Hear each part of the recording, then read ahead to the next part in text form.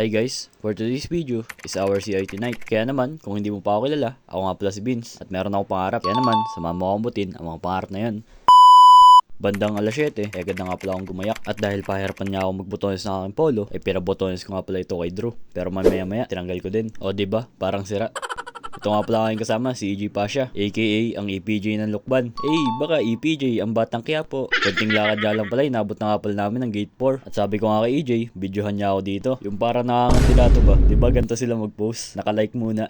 Maaari ko bang hingin ang inyong opinion? Sa palagay nyo kaya, bagay kaya sa akin to suot to? Para kasi sa akin, hindi eh. Para mag-a-apply lang ako ng McDo. Nung nandun pa ako sa dorm at nagagayak ako, ay boba pa nga pala ako second floor para patingnan doon sa katropa ko kung ano ba yung susutin ko. Kung yung white na long sleeve ba o ito na talaga. Pero nag-suggest nga pala si RJ na yung blue na lang daw yung suotin ko kasi daw para daw mag-glow ako doon. Kaso ng itim. Tsaka alam nyo ba yung feeling na parang magde-defense kayo? Kasi parang ito din yung suit ko ng defense. Tapos tatanungin ka what is the purpose of this event? And ano yung mga gap? Ay patay. Tapos yung bag ko lang, tagaluto lang ng pasit canton. At dahil magpipining nga pala, ipatayo nga pala lahat ng first year. At ito nga pala yung pin. Makikita nyo nga pala doon, natanggap na kami bilang miyembro ng CIT.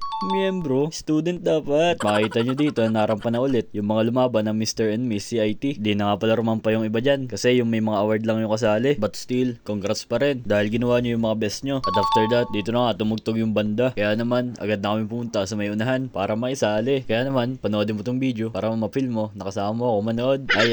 Makipag-jamming kasama yung banda.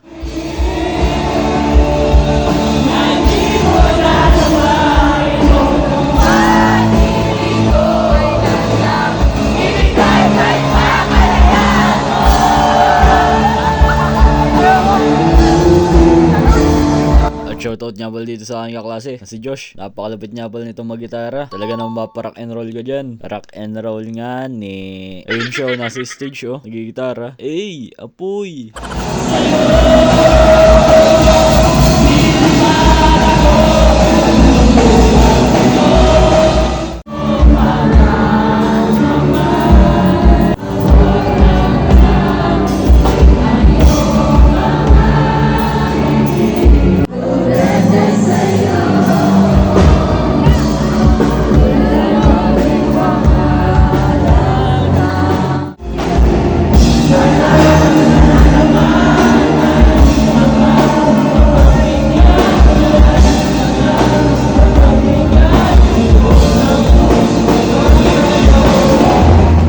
After that, nag-take nga lang pala kami ng mga pictures dito.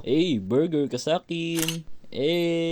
Hop heart. Ito nga ako, para manager lang ng McDo. At habang nagbibideo nga pala ako dito, bigla nga sumingit si Starbuy. Everyone naman miss. The many widis. At dahil 11 PM na nga, ay umalis na nga pala kami sa event. Dahil pupuntahan pa daw sila Dote. At speaking of McDo, doon nga pala kami pumunta. Kaya naman, shoutout nga pala kay Leo, Robira, at saka kay Punelas. Sayang, di kayo kasama mag-McDo. At yun lang naman, para sa araw na ito. Paalam!